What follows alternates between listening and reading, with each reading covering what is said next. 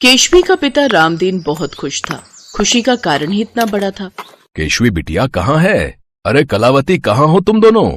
आ रही हूँ जी। क्या हुआ? आज तो आप बहुत खुश हो जी। बापू आपने बुलाया? हाँ बिटिया, खुशी की तो बात है कलावती।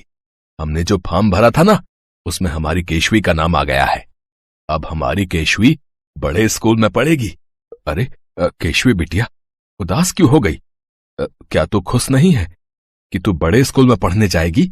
माँ बापू सब मेरे काले रंग का मजाक उड़ाते हैं। सब कहते हैं कि मेरा काला रंग है और इतने लंबे लंबे काले नागिन जैसे बाल हैं। ये कहकर पहले वाले स्कूल में सब मेरी हंसी उड़ाते थे। मुझे पता है इस स्कूल में भी सब मेरी हंसी उड़ाएंगे। नहीं बिटिया, वो बहुत बड़ा स्कूल है, वहां पर कोई हंसी नहीं उड़ाएगा। तुझे वहां बहुत अच्छा लगेगा। केशवी का रंग काला था, पर उसके बाल बहुत ही सुंदर और लंबे घने थे। केशवी के काले रंग के लिए उसे बहुत सुनना पड़ता था। अब नए स्कूल में जाते हुए वो बहुत डर रही थी। रामदीन और कलावती के समझाने पर केशवी स्कूल चली जाती है। सब बच्चे और टीचर केशवी को घूर घूर कर देख रहे थे। केशवी अपनी क्लास में जाती है। उसे देखकर सब बच्चे जोर जोर से हंसने लगते हैं। अरे अरे भागो, देखो ये लड़की देखने में कितनी बदसूरत है। हाँ, इसका रंग कितना काला है और इसके लंबे बाल। ओह, ये तो कितनी डरावनी, बिल्कुल भूतनी लग रही है, भूतनी। क्लास के सब बच्चे केशवी को भूतनी भूतनी कहकर क्लास से बाहर भागने लगते हैं। केशवी का रोना निकल आता है। तभी उनकी क्लास टीचर आ जाती है और वो बच्चों को डांट कर बिठाती है। ये क्या शोर मचा रखा है? चलो अपनी अपनी सीट पर बैठो। और तुम लड़की, क्या नाम है तुम्हारा? जी वो मेरा नाम। क्या बात है, काली होने के साथ साथ गूंगी भी हो क्या? पता नहीं आज का दिन कैसा जाएगा। इतनी भद्दी शक्ल की लड़की हो तुम। जाओ सीट पर बैठो। तभी क्लास में दूसरी टीचर आ जाती है और वो केशवी को बैठा हुआ देखती है। सुनैना मैडम, ये न्यू एडमिशन आई है क्या क्लास में? हाँ दीपिका मैडम, है तो गरीब पर वो मुफ्त फॉर्म भरा होगा, उसी वजह से एडमिशन मिल गया, वरना इतने बड़े स्कूल में एडमिशन कहाँ मिलता है। लड़की का भले ही रंग काला है पर बाल देखो कितने लंबे हैं। वैसे एक बात बोलूं, जरा कान इधर लाना। टीचर दीपिका टीचर सुनैना के कान में कुछ कहती है, जिसे सुनकर टीचर सुनैना चौंक जाती है। अगले दिन से टीचर सुनैना का व्यवहार केशवी के साथ बिल्कुल बदल जाता है। केशवी बेटा, क्या तुम थोड़ी देर स्कूल में मेरी हेल्प के लिए रुक सकती हो? मेरी अलमारी बहुत फैली हुई है, मैं सोच रही थी समेट कर घर जाऊंगी। जी मैं रुक जाऊंगी, मुझे तो अच्छा लगेगा टीचर जी अगर मैं आपकी मदद करूं। टीचर सुनैना के कहने पर केशवी रुक जाती है। केशवी बेटा, तुम्हारे बाल बहुत सुंदर हैं, काश मेरे बाल भी इतने ही सुंदर होते। देखो मुझे बहुत सुंदर चुटियां बनानी आती है, तुम बैठो मैं तुम्हारी सुंदर सी चुटियां बनाती हूँ। केशवी की खुशी का ठिकाना नहीं था। आज उसकी क्लास टीचर उस पर इतना प्यार बरसा रही थी। टीचर उसे कुर्सी पर बैठा देती है और उससे प्यार से बात करती है और चालाकी से चुपचाप उसकी चोटी के थोड़े से बाल काट लेती है। केशवी को इस बारे में पता ही नहीं चलता। केशवी खुश हो जाती है क्योंकि उसकी टीचर उसके साथ बहुत अच्छे से बात करने लगी थी। केशवी रोजाना ही किसी न किसी काम के लिए अपनी टीचर के साथ रुक जाती थी। अब तो उसकी टीचर ने उसे क्लास मॉनिटर भी बना दिया था। केशवी के माता पिता भी इस बात से संतुष्ट थे कि केशवी का अपने स्कूल में मन लग गया है, पर धीरे धीरे केशवी के बाल छोटे होने लगे। एक दिन केशवी सिर धोकर बाहर निकली तो कलावती उससे बोली, केशवी तेरे बाल इतने छोटे कैसे हो गए? तूने तो कटवाए भी नहीं, दिखा तो जरा, कहीं किसी सहेली ने तो नहीं काट दिए?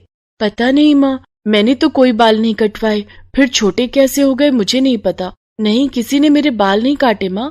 अरे कलावती, तुम भी बेकार में बच्ची को परेशान कर रही हो।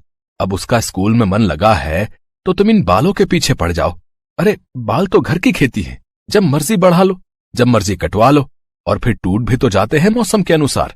जा बिटिया जा, तू तैयार होकर स्कूल जा। कलावती भी ये सब बातें सोचकर चुप हो जाती है, पर टीचर सुनैना का लालच बढ़ता ही जा रहा था।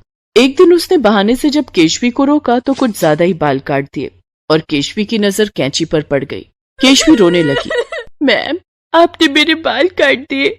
इसका मतलब मेरे बाल तभी छोटे हो रहे थे क्योंकि आप रोजाना बहाने से मेरे बाल काटती थी, पर क्यों?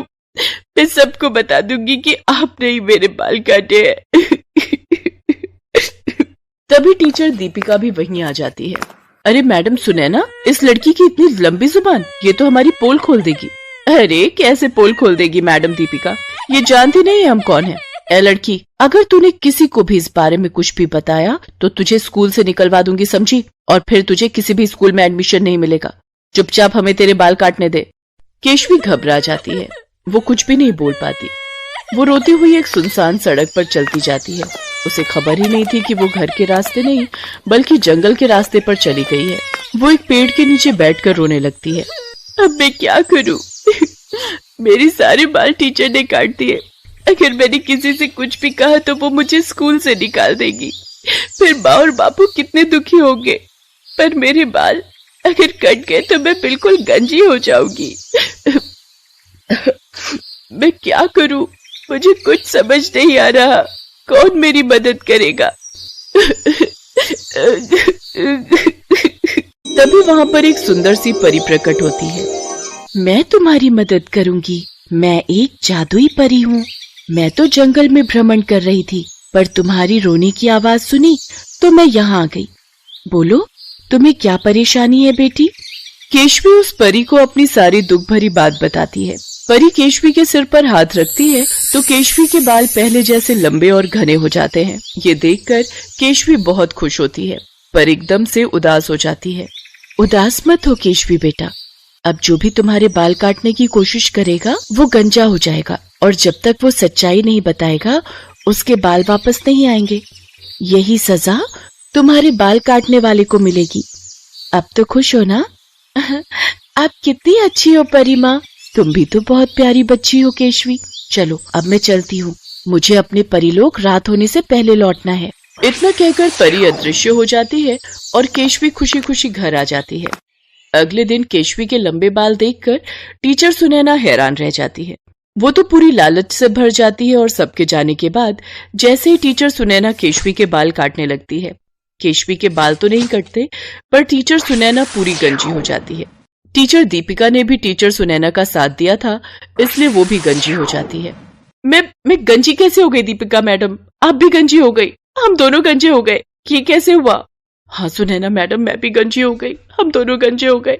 अब हम दोनों इस क्लास से बाहर कैसे जाएंगे? सब हमारी हंसी उड़ाएंगे। हमारे बाल कहाँ चले गए? आप दोनों के बाल अब तब तक वापस नहीं आएंगे जब तक आप प्रिंसिपल मैडम और सबके सामने अपनी गलती को स्वीकार नहीं करोगे। परी माँ ने आप दोनों के बाल छीन लिए। अब आया मजा। किसी के बाल काटकर आप कितना खुश हो रही थी। मैं अभी प्रिंसिपल मैडम और बाकी स्टाफ टीचर्स को बुला कर लाती हूँ। केशवी सबको बुलाकर लाती है और सबके सामने सच्चाई आ जाती है। सुनैना और दीपिका अपनी गलती मान लेती हैं। वो दोनों केशवी के बाल काटकर बेचा करती थी। वास्तव में वो बाल बेचने का व्यापार करती थी। सुनैना मैडम, दीपिका मैडम, आप दोनों को शर्म आनी चाहिए। आप दोनों टीचर के नाम पर धब्बा हो। हमारे स्कूल की सारी इज्जत आप दोनों के कारण गिर जाती अगर आज केशवी हमें इस बारे में ना बताती। पैसे की लालच में आप अपना टीचर का पद भी भूल गई कि टीचर तो भगवान का रूप होते हैं। आप दोनों को शर्म आनी चाहिए। मैं आप दोनों को अपने स्कूल से इसी समय निकाल रही हूँ और आपको किसी भी स्कूल में टीचर की नौकरी नहीं मिलेगी। मैं सारे स्कूल्स में अभी फोन करके मना कर दूंगी। आपके सारे सर्टिफिकेट छीन लिए जाएंगे। केशवी बेटा, वेरी गुड, तुम बहुत बहादुर बच्ची हो, तभी तो परी माँ के रूप में गॉड ने तुम्हारी हेल्प की। गॉड ब्लेस यू बेटा। टीचर सुनैना और टीचर दीपिका के बाल तो वापस आ जाते हैं, पर उनका टीचर का पद उन्हें वापस कभी नहीं मिलता। उनकी सारी डिग्रियां छीन ली जाती हैं। आज वो अपने किए पर बहुत पछता रही थी। समाज और रिश्तेदार में उनका बहुत अपमान होता है। उस दिन के बाद केशवी से सबने प्यार से बात करनी शुरू कर दी। अब कोई भी केशवी के काले रंग से नफरत नहीं करता था।